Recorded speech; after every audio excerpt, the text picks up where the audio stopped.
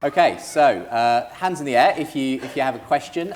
So what I'll do is I'll go to the gentleman right next to you there, Michaela, first of all, and see what. Hello. I am actually Justin's father, so... There was some paternal bias, yeah, in my choice of the first person. I have two questions. Bret, I listened with great interest to your debate with Dawkins, in which you seemed to be saying to him that you felt evolutionary science had stopped about 30 years ago and hadn't made much progress. I wonder if you could just expand on that. And my other question is for you, Alister. Could you hold it nice and close to your mouth? You seem, if I understand you correctly, to accept Bret's materialistic concept of evolution. My question is, where do you feel that man is different from just an over-evolved animal, just another member of the animal kingdom? Okay, so two questions there.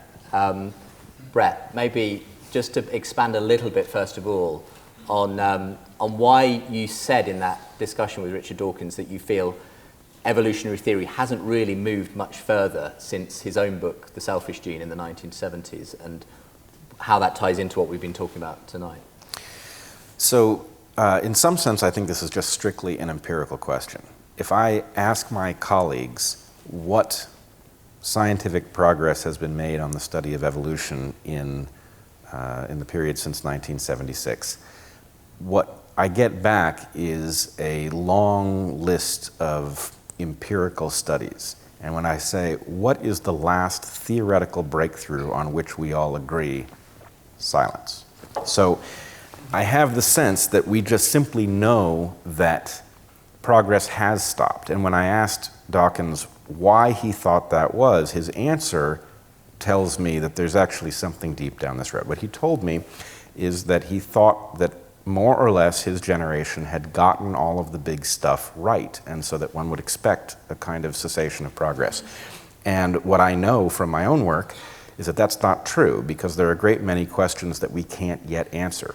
Big questions, like about the nature of sexual selection, what we call lekking, about speciation.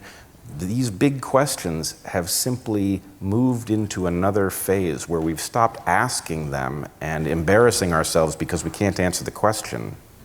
Why, for example, are there more species more densely packed as one moves from the poles to the equator?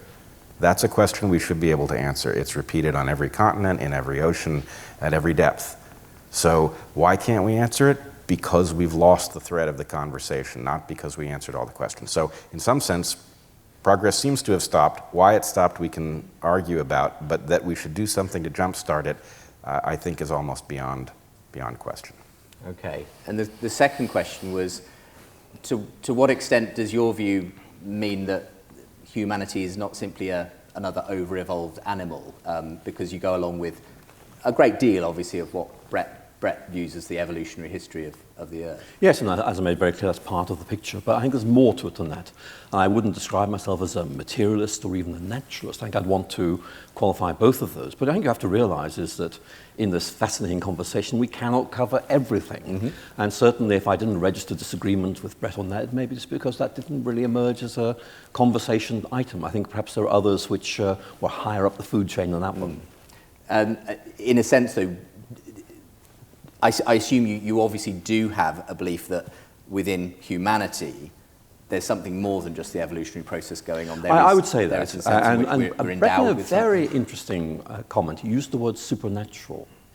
Many of you won't know this, but I'm interested in intellectual history. The word supernatural was first used in the year 1170. So if it wasn't used before then, what does that say about the description we're using, for example, to refer to belief in God? Why suddenly does this become supernatural when it wasn't before then? So I want to say we need a new vocabulary to get this right. I don't think a natural versus supernatural does it very well. What I would say is it seems to me there is something about human nature which makes it perceptive to or attentive to something that is so easily missed. And if you want me to give you a lecture on this, I talk about the idea of the image of God. But maybe that's for another occasion. Okay. Can I try a one-word answer to your question about what makes human beings Go ahead. special and very different from every other animal? Language. That's it. Everything follows from that. The big brain, everything else, it follows from what we can convey with language that no other animal can. Okay. Thank you for the question.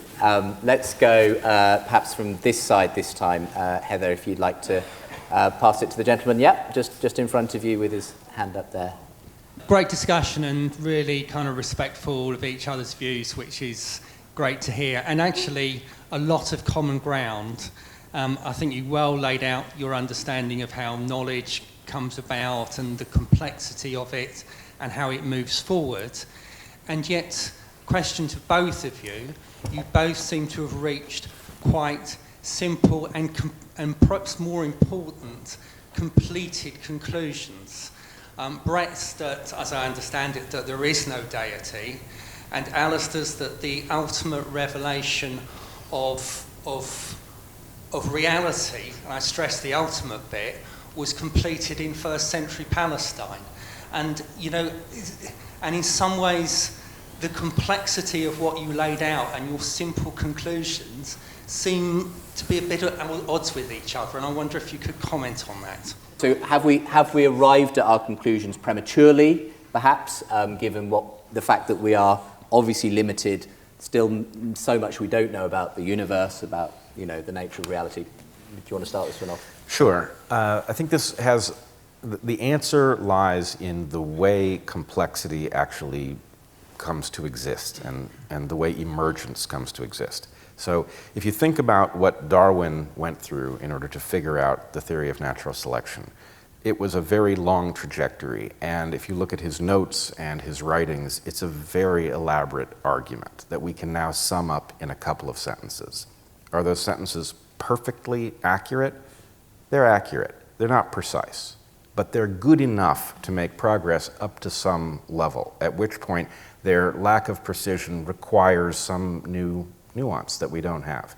So what I think you're hearing from me, at least, is those very simple ideas that I'm expressing. I'm not of the belief that they are precise. I am of the belief that they are good enough for us to do the work that we have to do. And at the point that they peter out, I don't want us to forget that there was a lack of precision that then has to be picked up. But for the moment, I think they are good enough, and the questions are right in front of us on the basis of what we do understand pretty well.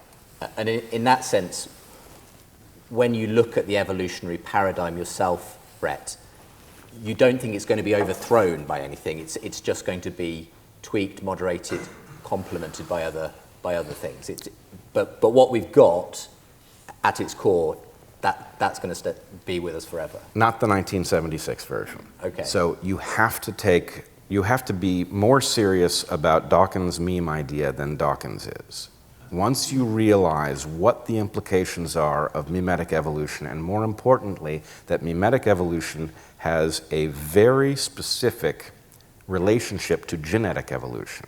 Once you see that, you begin to be able to understand how human beings function. Until you see it, or if you're vague about it, or agnostic about that relationship, it doesn't work. But once you see it, suddenly human beings become a tractable evolutionary phenomenon, and you see the rest of this puzzle with a great deal of clarity. So I think that's where we are, is that we need that next little update on Dawkins' theory of memes, and from there, we have a very solid grounding to deal with human beings, and then at some point it will not be good enough and we'll have to add to it.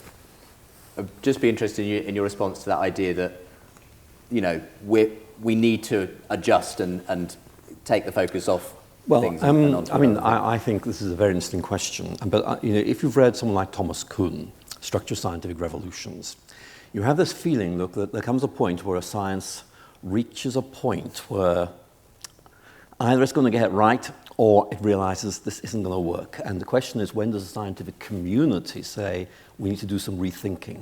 Now, I am not in any way qualified to comment on this, but for me, a science that hasn't kind of way progressed much in the last 40 years. It makes me wonder, is there a better paradigm waiting to be discovered? But you're all thinking that anyway, so you don't need me to tell you that. No, the problem of us becoming conservative within a science and not making further progress is a dire problem. That is exactly where we are. And so there's without wishing anything on anyone, are we waiting for an old guard, as it were, to pass away before a new paradigm is going to emerge? I'm embarrassed to say I can't remember exactly who it was. It may have been Bohr who said, science progresses funeral by funeral, right? That's where we are. And, I'm not wishing anybody dead, but I am wishing that we could move past some of the ideas that got us through the 70s and jumpstart the process of asking deep questions again. Okay, thank you very much. I haven't answered Gentleman's question. Oh, yes, question. of course. So there's the question of... Yes, basically, yes. I would say Jesus is great, wonderful. But there is this ongoing process of reflecting on who he is, what he matters so much, and how he impacts on us today. In other words, I can't just reach into the past and say, look, in 1600 said this, that does it.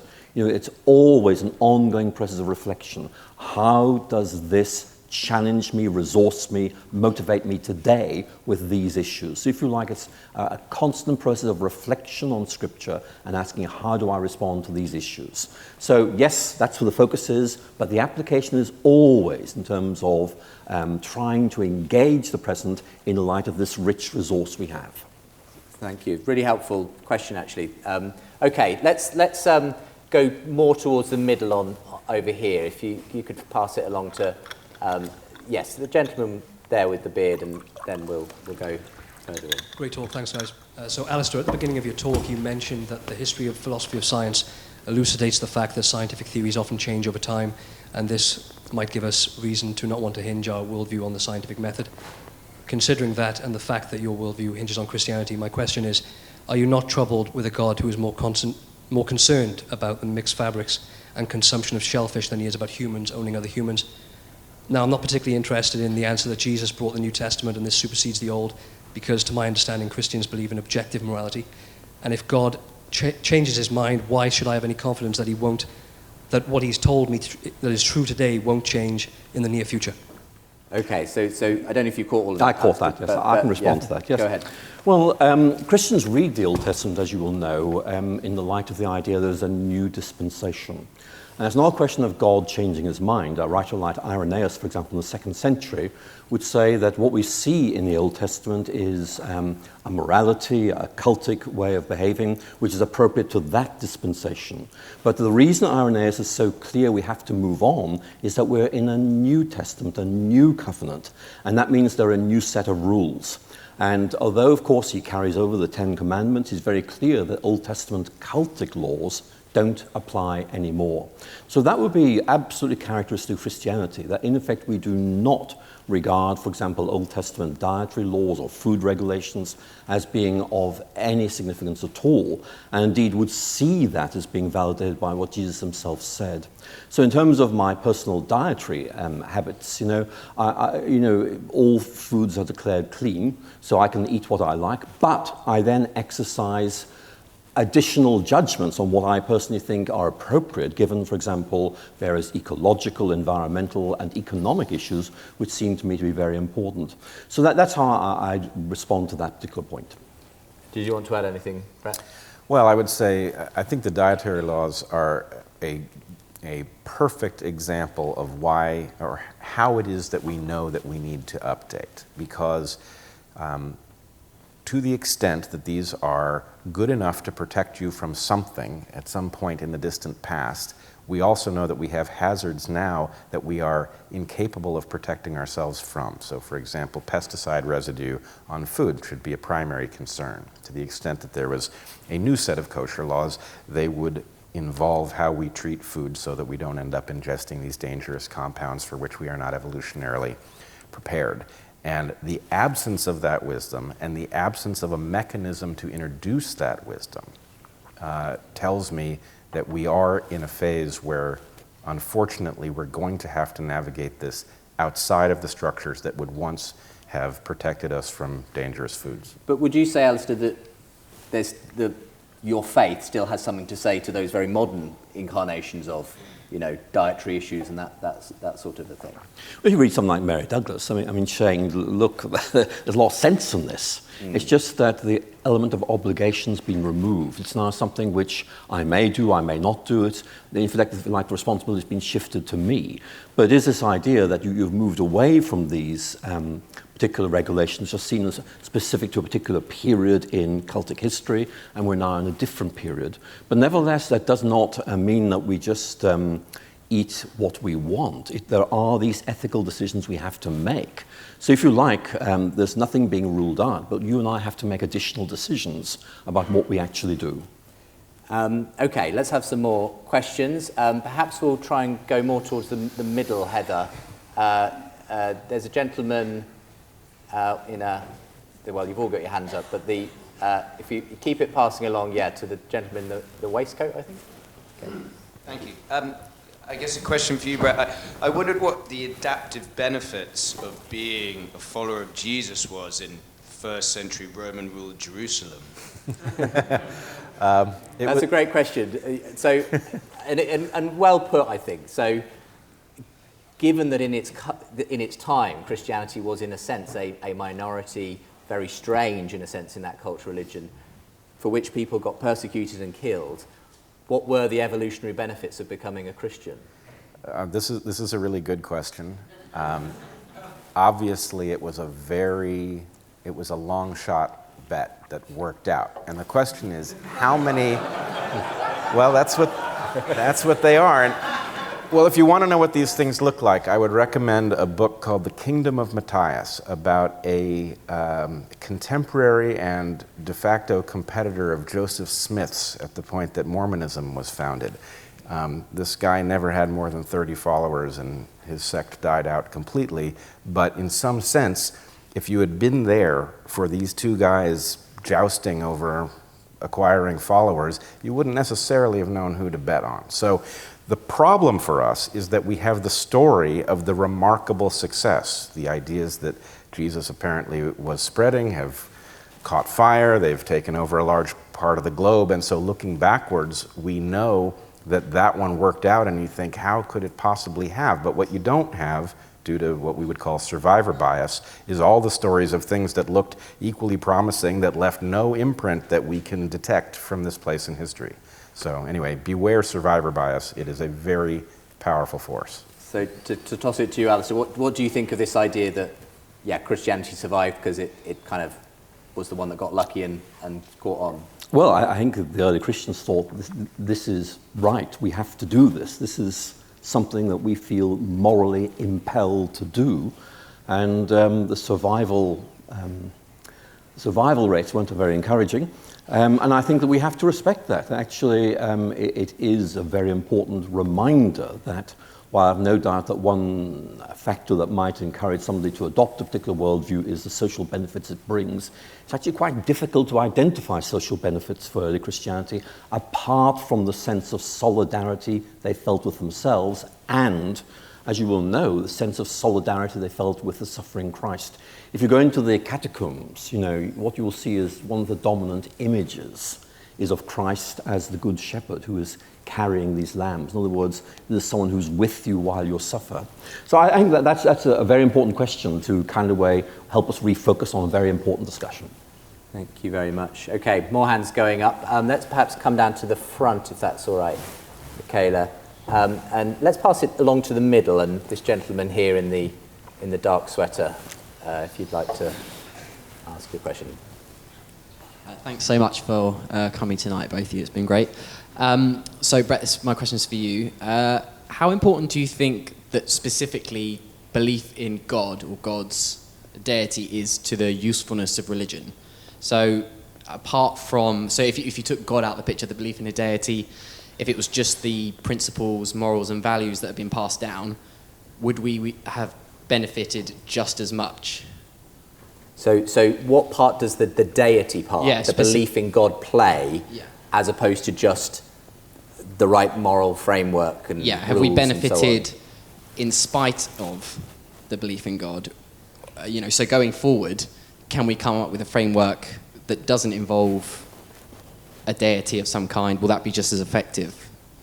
Very insightful question. So the problem is that the deity, I mean, you're going to have to accept my terminology here, which is going to be sacrilegious, and I apologize for that, but the deity is a hack, right? It hacks a structure in a way that functions. So if one, let's just take a trivial example, or a semi-trivial example. Do you take the money out of the cash register if you're pretty sure nobody's going to see you do it, but you're not entitled to it, right? One could say, well, if there's a 1 in 100 chance of my getting caught and the amount of money is sufficient in the cash register to change my state in the world for the next week, maybe it's worth it, right? Well, if you make that decision each and every time the equivalent of a cash register is left open to you, then you will eventually run afoul of the odds. Somebody will catch you, and you will experience a spectacular catastrophe for your reputation, which will cost you way more than you ever got out of any open cash register. So that's a bit of statistics that you need to understand, and you need to understand what economists would call expected return. So the expected return is very low on the cash register because of the spectacular cost the one time you get caught in however many instances. So how do you convey that efficiently so that people get the statistical lesson without having to take the statistics class? Well, you say you can't get away with taking it out of the cash register because there's somebody who cares and he's watching you, and as you take it, he sees it, and boy, is that going to come back to haunt you. So that metaphor correctly hacks your model for whether this is a good idea in a way that is actually in your interests. Now, can you, if you are aware, and again, this is my viewpoint, if you are aware that there's nobody up there actually watching, write a code that is equally effective at getting people not to behave in this way? That's going to be tough. On the other hand, I'm not sure we have a choice. I think we have to figure out how to pass on this kind of insight in a way that does not depend on unfalsifiable belief structures. I'm going to toss it to Alister as well in a moment, but the question that occurred to me on hearing that, which is a fascinating way of putting it, Bret, is what you're then saying is that the reason we develop the belief that it's wrong to take money from someone else in that way is because it's ultimately not in our best interests in terms of our evolutionary future, rather than it's actually wrong to do that stuff. So those two things converge, okay, right? So there is an absolute wrong about it, and what one wants is for us to take on the responsibility for not doing it because it is wrong. But how does it become wrong? How do we learn that it is wrong? These things are induced in us through a mechanism. You know, in Catholicism, the fact that you do wrong and that wrong counts against you in a way that you can relieve yourself of the debt, but you have to confess it to somebody who's then in a position to give guidance to you and others, again, it's a hack. It correctly teaches you that this is wrong through some mechanism that has to be instantiated in the real world, and it can be done through metaphor. It must be done now through insight and enlightenment, and that's not going to be easy. What's your take on this idea that God is a sort of a hack to get us to the right sort of answer, but one that's, you know, a useful fiction in that sense? I think I would say God is creator, and that kind of way moves us in a very different direction. I think there are two things I'd want to say. One is that I think that one of the significant things about believing in a righteous God is this deep sense that when society goes very, very badly wrong, there is something against which we are being judged. And if you look at, for example, Germany during the late 1930s, you see a resurgence of the kind of approach you and I probably call natural law. In other words, look, the law is being rigged to, in effect, do all these things. There has to be somebody above this who's able to say this is not right. And so there's a very deep, I think, sense that we need something which is able to say to us, yes, we created these laws, but actually they are flawed. But I think the more positive point I'd want to make is this. I think that there's a lot of reason to think that we as human beings are trying to see how we fit into a bigger picture. You might think of Crystal Park and others in Chicago doing work on this. But what is interesting is this. If you articulate that in terms of God, then in effect you are fitting into a bigger picture, which actually gives you a sense of who you are, what the whole point of things is. And actually, I don't know if you've read Salman Rushdie's Grantor lecture at Cambridge called Is Nothing Sacred? It's very short. Now, if you read that, he's not expressing total commitment to belief in God, but he figures out that there's something it's saying. Two things. Number one, that God is the repository for a sense of amazement and wonder, which makes us realize that there's something bigger and we're part of it. And then secondly, and really importantly, says that there's something about human nature, which means that a purely, he used the word secular, that needs parsing, but you can see what he's getting at, a purely secular worldview actually is not going to satisfy because there's something about us that is looking for something deeper. So I think that's how I'd want to begin to answer the question, but as you can see, there's a lot more that needs to be said. Okay, thank you very much for the question. Let's go up to the back. Heather, would you like to take it up? And there's someone right at the back there. Let's go to the person, that's being pointed to just here. Thank you. Thank you for a very interesting discussion. Obviously, as a humanist, I find myself agreeing a lot with what Bret said. And to me, the other thing that comes over from you is in fact this vast area of common ground in terms of shared values. But I suppose my question really is to Alister, which is about this issue of scripture. And the difficulty I have with scripture is it privileges the writings of thinkers 2,000 years ago over the writings and thoughts of thinkers living today or at any time between now and then. And the effect of that seems to be too often that what people feel obliged to do is to find ways past the mistakes. It seems, and I would imagine from what you said, you agree with this, that that LGBT people should be treated with respect and equality and so on. But the scripture doesn't say that. It says that they're great sinners. So people then have to read the scripture and put a lot of energy into finding out a way past it. So rather than a repository of wisdom, it seems from the outside as though it's a repository of problems when there may be other sources of information, other writings, which are more helpful. So could you say in what way the scriptures actually will benefit the wider conversation and get past these problematic areas? Well, I think that's a good question to try and answer. I think that every text does reflect its cultural environment to some extent, and that affects basically the questions it raises, and also, I suppose, partly the answers given. I mean, Richard Dawkins' God delusion, I mean, it's only, 10, 15 years old, but already it's very much showing its age, and his rather banal platitudes at the back, really have not stood the test of time well. So when we go back to Scripture, I mean, what I think we see there is this. This is, in effect, about how God revealed himself in this way at this time, and which Christians see as being, in effect, paradigmatic or normative, or having some sort of authority for how we think about these things now. And there's always this question. We read this text. How do we, in effect, bridge the gap between the text and where we are now?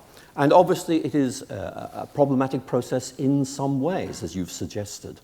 And the question really is, how do we, in effect, determine some basic principles, try and apply them in new situations, very often situations that are changing very rapidly indeed. And that's why what I'd want to say is, you ask about what other texts are there. I mean, for Christians, there would always be this question of there being Christian writers. I mentioned C.S. Lewis. We can give a long list throughout Christian history who are constantly saying, here is the Bible, here is where we are now. Let's try and ensure we are articulating this in a way that connects up with where we are today And that seems to me to be the beginnings of an answer to your question. And obviously, anyone who writes a text, for example, I'm not sure how Richard Dawkins' God Delusion will be received in 100 years' time, because things are going to have changed any further. But I think it does give you this long tradition of wrestling with texts, which actually enables you to bring them to bear on new situations. Let me give you an example. It is certainly true that Christian theologians take the Bible very, very seriously. But take John Calvin in Geneva during the 16th century, reading the Old Testament, which forbids usury, as you will know, and saying, well, look, I'm sorry, that really belonged to an early period in history. We're now in 16th century Geneva, and we can see what the problem of usury was, and if we fix the rate of interest, that actually addresses the concern that lay behind the biblical text. So the methodology used by Calvin there is to say, I see what the underlying principle was, therefore to maintain that, I can actually apply it in a different way in this context. So I think it's very important to keep asking these questions, and I think it's very important to do that. But we also need to bear in mind that actually human moral conventions change massively over time, and there's always going to be this question of how we engage with a rapidly changing situation. And Bret has made a point, which I think is relevant to all of us, which is that it takes time to reflect on these developments and work out how best to respond to them. And very often the lag between reflection and where we are actually is moving so quickly that sometimes it's difficult to actually quite keep catching up. This obviously keys in what you've been talking about. We need to update. The old texts can't provide the wisdom we need now for our current situation. But having said that, the Bible has kind of been used and continues to inform people over a 2,000-year period. And I suppose one of my questions to you, Bret, is there a little bit of hubris in claiming, oh, well, now is the time that we won't need it any longer, and, you know, but when we look 100 years in the future, even 1,000 years in the future, I suppose I'm wondering, well, maybe the Bible will still be there, and even if lots of other things have changed around it. So I hope people will hear in what I'm saying that I don't think the path forward is clear. I think it's very frightening. I think we're damned if we do and damned if we don't. The reason to prioritize a 2,000-year-old text is that it's lasted 2,000 years, which tells us there's something important in it.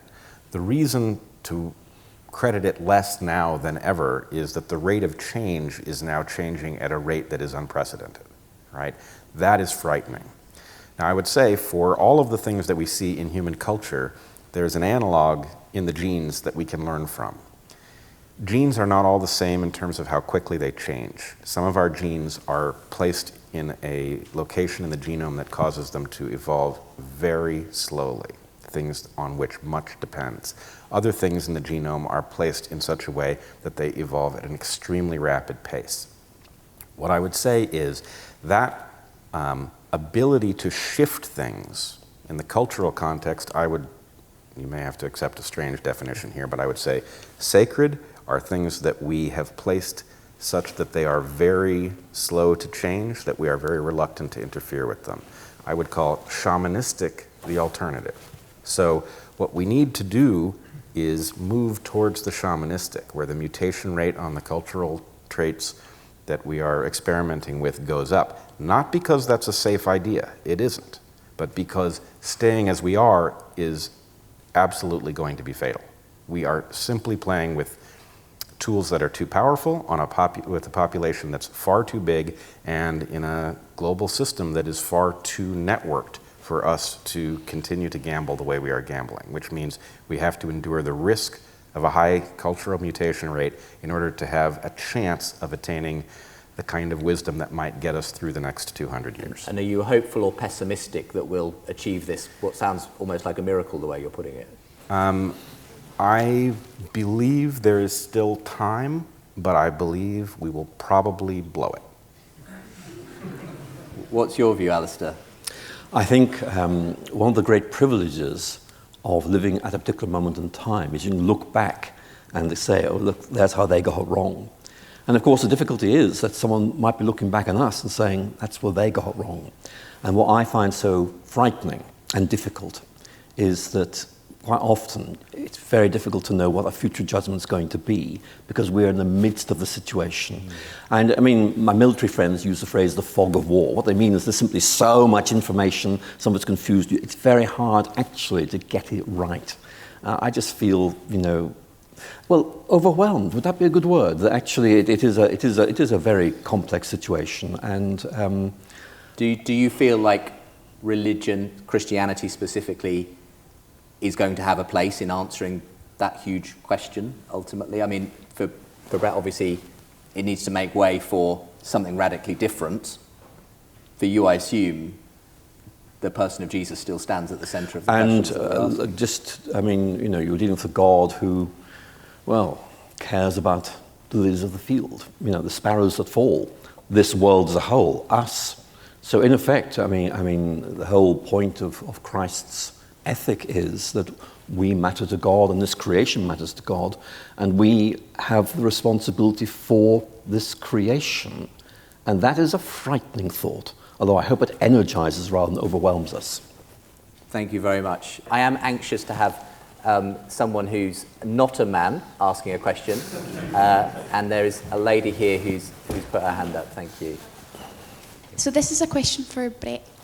I'm interested in what your perspective is on free will and moral responsibility. Okay, so what is your perspective on free will and moral responsibility? I am in favor of both. Okay.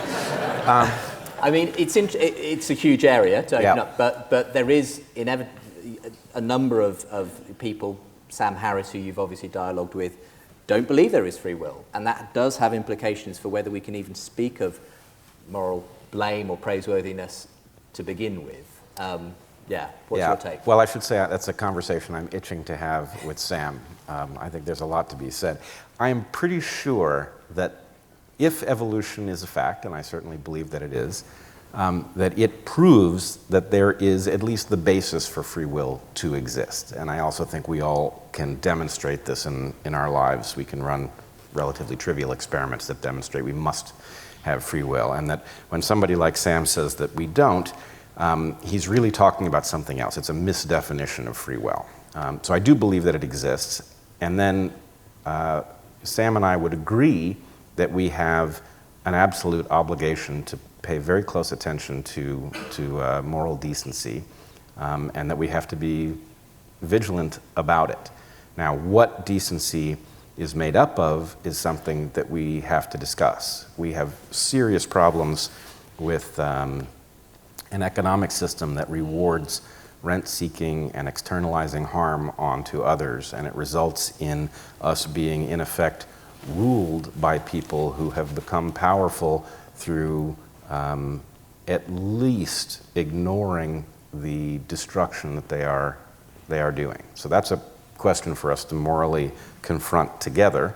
I don't think we're doing a good job of it, but I do think it's among the most important things that we can do, and the fact of our free will comes with a very healthy dose of responsibility that it places on our shoulders. Anything to add to that? No, let's take another question. Great. Another question? Okay, let's have some more hands if we can. Let's perhaps go to some of the gentlemen. Have we got someone? Yeah, okay, yes. My question is for Bret. I was wondering, what's your main reason for believing that religion is fiction? What are your main points? So the main point for why religion is essentially a fiction? Yeah. Okay, so again, it's kind of encapsulating a lot of what we've covered already, but is it simply that you see, I suppose, the evolutionary framework as being fully explanatory for why religion exists? And I suppose my question that I'd add to that one is, could anything conceivably change your mind on that actually there is an actual reality and an ultimate truth in the God question or even in Christianity? And I think every scientist is morally obligated to carry a list of things that would tell them that they were wrong if they saw it. So I do maintain such a list. One thing, for example, if creatures stepped off the spaceship and were recognizably human, spoken Earth language, Were we to find biblical text encoded into a genome somewhere where there was no way somebody could have introduced it as a prank, those kinds of things would tell me I was wrong, and I would be, I'd be thrilled to accept that I was wrong, because that would mean that the situation might not be as dire as I think it is. So there's that. But I'm not claiming that religion is a fiction, and I think this is part of the problem. This is the problem I have with the new atheists, is that by caricaturing religion as a fiction, they prevent us from having the dialogue we have to have about what its strengths are likely to be and what its weaknesses are. And because I know that that conversation is not going to be an easy one, I would like us to get there quickly. I would like us to get there with generosity in our hearts so that we can get to the other side of it and get to work. Just be interested in some of those examples Bret gave of what might persuade him that there's a truth, objective truth in the God claim.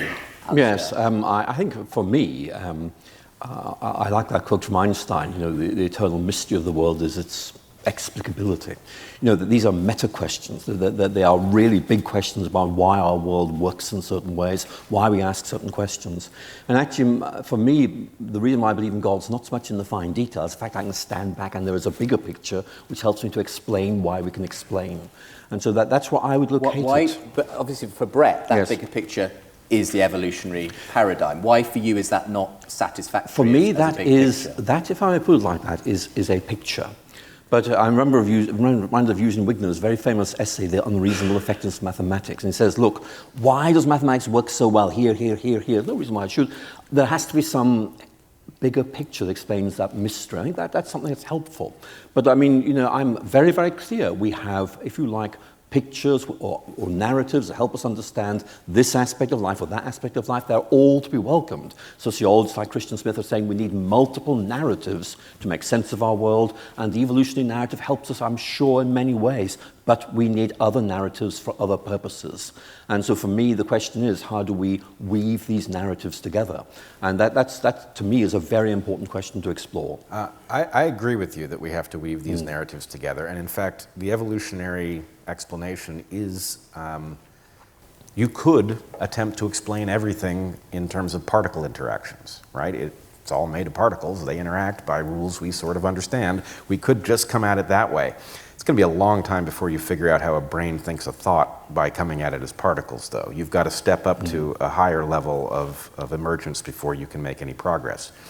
So we do have to integrate it. But there is a principle that I think we have to adhere to, and this one is going to be a problem, especially between religions and materialist worldviews and between religions themselves, which is all true stories must reconcile. Everything exists together in the universe. If you have two stories that don't reconcile, there's something wrong with at least one of them. So I'm up for seeing the narratives reconciled and leaning on this one because it's more helpful than some other one. But if they don't reconcile in the end, that's a problem. And you're right. But let me give you an example which I think complexifies this. We've just been admiring George Stevenson, where he's up there. And this is back in the Victorian age. If we'd asked George Stevenson, when did the universe begin? And being a gentleman scientist who said, well, it's always been here because that's the scientific consensus of our day. And I said, you and I don't think that anymore. And so your point you make is a good one. Narratives may not reconcile, but what happens if the narrative that we have is historically conditioned and a later generation realizes it's wrong? It's just one of these awkward questions, which I think, it doesn't say we give this up, it just says we've got to really be very alert to provisionality in some of these narratives.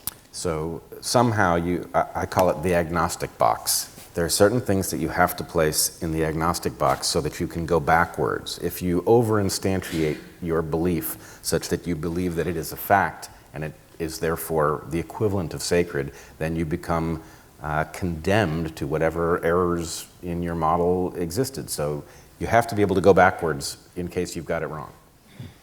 Look, it's been a fantastic conversation. Can we give a round of applause to Alister? For more debates, updates and bonus content, sign up at thebigconversation.show.